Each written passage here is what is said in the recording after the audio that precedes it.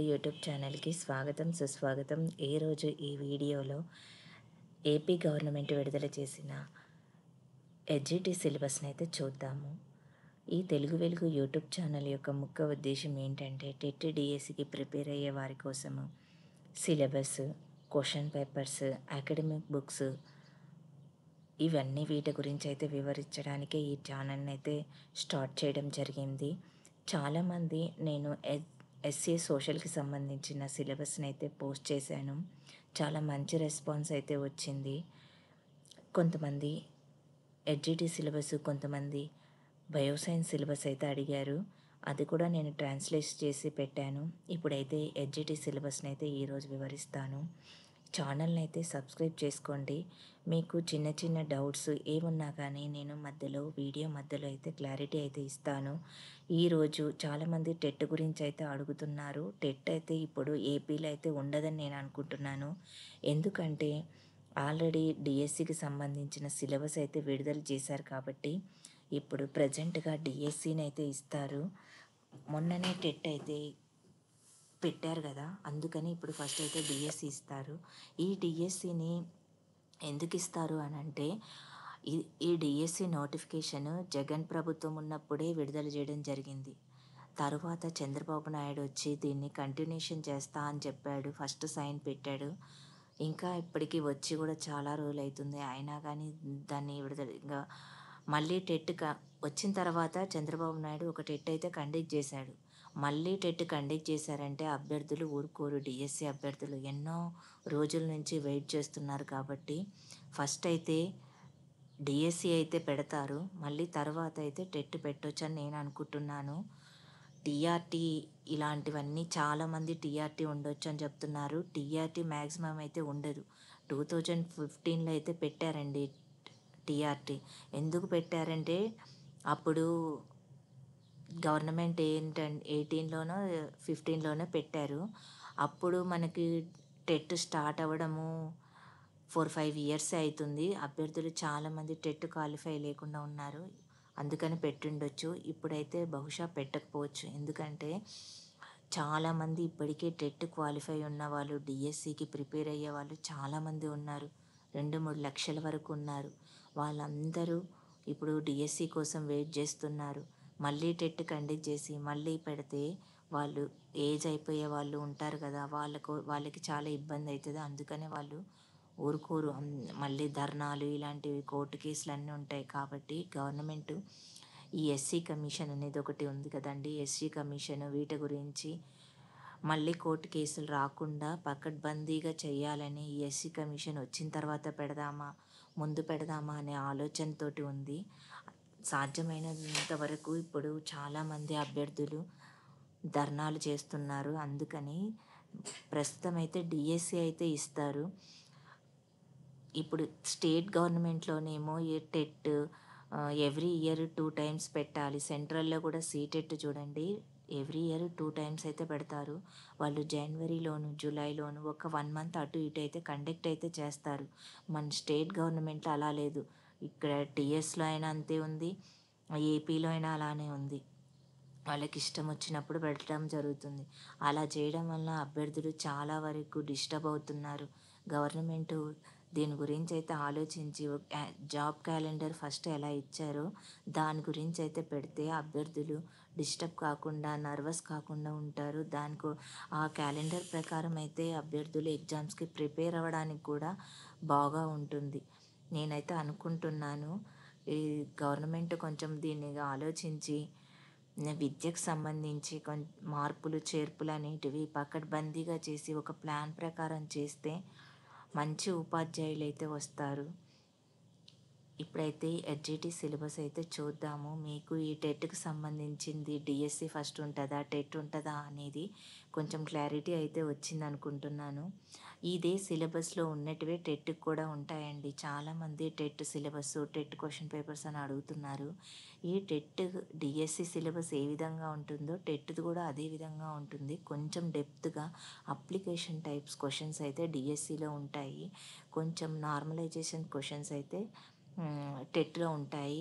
అది దృష్టిలో పెట్టుకోండి అంతే. మీరు సిలబసు అని చెప్పేసి ఏదేదో అది ఇదని కంగారు పడకండి.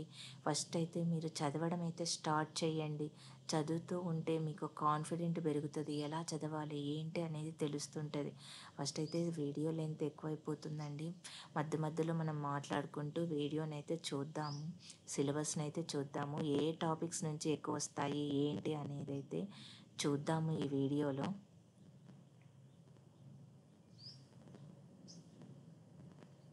ఫస్ట్ టైం అయితే ఈ ఛానల్ చూస్తున్నట్లయితే సబ్స్క్రైబ్ చేసుకోండి. మరిన్ని వీడియోస్ మా ఛానల్లో పెడతా నేను. క్వశ్చన్ పేపర్స్ రీసెంట్ జరిగినటువంటి టెట్ క్వశ్చన్ పేపర్ అయితే నేను ఆల్రెడీ అప్లోడ్ అయితే చేశానండి. చూడకపోతే ఒకసారి చూడండి. ఈ క్వశ్చన్ పేపర్ చేయడం వలన మీరు ఫస్ట్ ప్రిపేర్ అయ్యేటప్పుడు మీకు ఎగ్జామ్ పేటర్న్ ఏ విధంగా వస్తుంది, క్వశ్చన్స్ ఏ విధంగా అడుగుతున్నారు అనేది మీకు తెలుస్తుంది. అందుకని నేను క్వశ్చన్ పేపర్స్ చదవండి, క్వశ్చన్ పేపర్ చేయండి అని చెప్తా. ప్రతిరోజు ఒక క్వశ్చన్ పేపర్ అయితే చేయండి. క్వశ్చన్ పేపర్ చేస్తే మీకు ఏమవుతుందంటే మీరు ఎగ్జామ్లో ఈజీగా ఆన్సర్ చేయగలుగుతారు. టైం సేవ్ అవుతుంది. ఏ ఏ క్వశ్చన్ని ఎలా చదవాలి అనేది, ఏ క్వశ్చన్ ఎక్కువ టైం తీసుకుంటుంది, ఇలాంటివన్నీ తెలుస్తాయి. ఫస్ట్ అయితే టాపిక్లోకి అయితే వెళ్ళిపోదాము.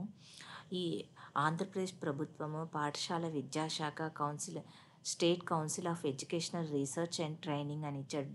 డిఎస్సి 2024 అని ఇచ్చాడు చూడండి. ఇక్కడే సిలబస్ ఆల్రెడీ విడుదల చేశాడు కాబట్టి ఫస్ట్ అయితే డిఎస్సి ఇస్తాడని నేను అనుకుంటున్నాను అండి. ఈ సిలబస్ మనకి ఈ సిలబస్లో ఏది ఉందో అదే ఇస్తాడండి. మీరు వేరేవేవి చదవాల్సిన అవసరం లేదు. ఈ సిలబస్లో ఏవి ఉన్నాయో అవే చదవండి, అవే వస్తాయి. దీనికి సంబంధించి ఇప్పుడు మనకి డిఎస్సి గురించి ఈ ఎడ్జిటి వాళ్ళు టెట్లో పేపర్ 1 క్వాలిఫై అయిన వాళ్ళు ఈ ఎడ్జిటి పోస్ట్కి ఎలిజిబుల్. ఈ ఎడ్జిటి పోస్ట్లో ఎక్కువగా ఏమేమి టాపిక్స్ ఉంటాయనేది అయితే చూద్దాము. మొత్తము 80 మార్క్స్కి ఉంటుందండి. టెట్ 20 మార్క్స్, మొత్తం కలిపి 100 మార్క్స్కి డిఎస్సి ఉంటుంది. 100 మార్క్స్కి ర్యాంక్ అయితే మనకు తీయడం జరుగుతుంది.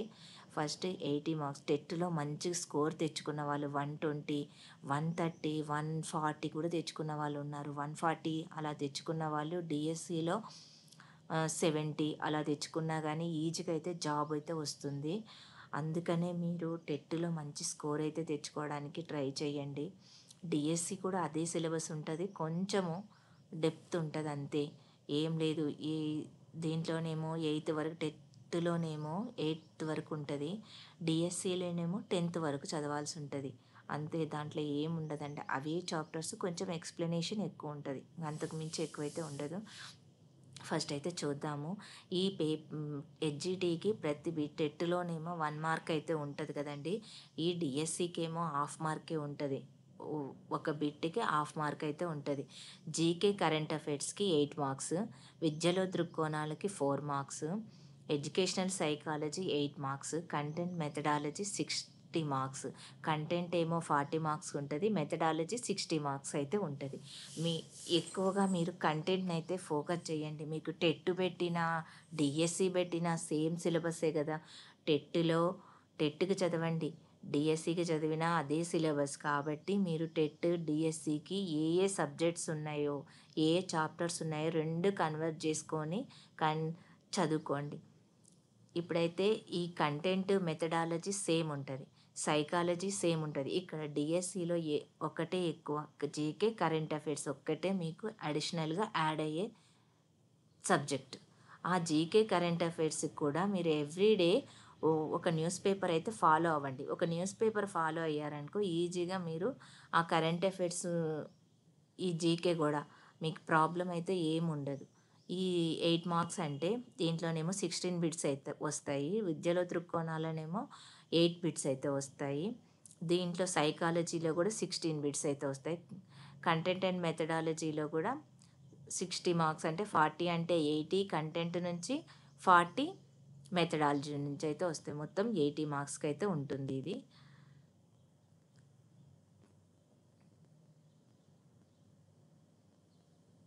ఇప్పుడైతే జనరల్ నాలెడ్జ్ కరెంట్ అఫైర్స్ గురించి అయితే మీరు current affairs GK and standard GK మీకు అందరి దగ్గర బుక్స్ ఉంటాయి. ఒక బుక్ తీసుకోండి, ఒకటే బుక్ తీసుకోండి, దాన్ని ఫాలో అవ్వండి. జీకే కరెంట్ అఫైర్స్కి షైన్ ఇండియా అని ఇలా కొన్ని ఉన్నాయి కదండీ! అవి మంత్లీ విడుదలయ్యేవి అవి, లేకపోతే ఇయర్ బుక్ అయినా ఎవ్రీడే న్యూస్ పేపర్ చదివితే సరిపోతది. దాంట్లో ఉన్న ఇంపార్టెంట్ పాయింట్స్ అయితే మీరు నోట్ చేసుకోండి. 1 ఇయర్ బ్యాక్ కరెంట్ అఫైర్స్ అయితే కంపల్సరీగా చూసుకోండి. రీసెంట్‌గా మనకి 6 మంత్స్ మనకి నోటిఫికేషన్ వచ్చిన తర్వాత 6 మంత్స్ ఉన్న కరెంట్ అఫైర్స్ నుంచి అయితే ఎక్కువ బిట్స్ అయితే వస్తాయి. విద్యలో దృక్కోణాలు చూద్దామండి. ఇప్పుడు దీంట్లో 4 మార్క్స్ అయితే వస్తాయి. 4 మార్క్స్ అంటే 8 బిట్స్ అయితే వస్తాయి. దీంట్లో మొత్తం 6 చాప్టర్స్ ఉన్నాయి. 6 చాప్టర్స్ నుంచి అయితే 6 బిట్స్ అయితే వస్తాయి. మిగతా 2 బిట్స్ ఈ కమిషన్ల నుంచైనా, లేకపోతే వేరే చాప్టర్స్ నుంచైనా రావడం అయితే జరుగుతది. ఇప్పుడు వేదకాలంలో విద్య అనంటే, వేదకాలంలో విద్య ఏ విధంగా జరిగేది? అప్పుడున్న పాఠశాలలు ఏ విధంగా ఉన్నాయి? మధ్యయుగ కాలంలో విద్య ఏ విధంగా జరిగింది? ముస్లిం విద్య ఏ విధంగా జరిగింది? వాళ్ళు స్థాపించిన విద్యా సంస్థలకి ఏమేం పేర్లు పెట్టారు? జైన విద్య, బౌద్ధ మత విద్య, వాళ్ళు విద్యని ఎప్పుడు ప్రారంభిస్తారు? ఇలాంటి క్వెషన్స్ అయితే మీరు బాగా ఫోకస్ అయితే చేయండి. సెకండ్ చాప్టర్‌లో మీరు వుడ్ డిశ్చార్జ్ ఉంది కదండీ! ఈ బిట్ మనకి ఫస్ట్ విద్యని ప్రారంభించడానికి కమిషన్ ఏసింది బ్రిటిష్ ప్రభుత్వం ఇది. నెక్స్ట్ హంటర్ కమిషన్ కూడా చూసుకోండి. Hunter commission. ఈ కమిషన్‌ల నుంచి అయితే ఎక్కువగా బిట్స్ ఎలా వస్తాయంటే మనకి డీఎస్సీలో ఇప్పుడు కమిషన్‌లు ఇస్తాడు. హార్టాగ్ కమిషన్, సార్జెంట్ కమిషను అని ఇస్తాడు. ప్లస్ మొదలియార్ కమిషన్, కొఠారియా కమిషన్, ఈశ్వరీబాయి పటేల్ కమిషన్. వీటిని వరుస క్రమం పెట్టమని అడుగుతాడు. నెక్స్ట్ ఏం చేస్తాడంటే ఇయర్స్ అడుగుతాడు.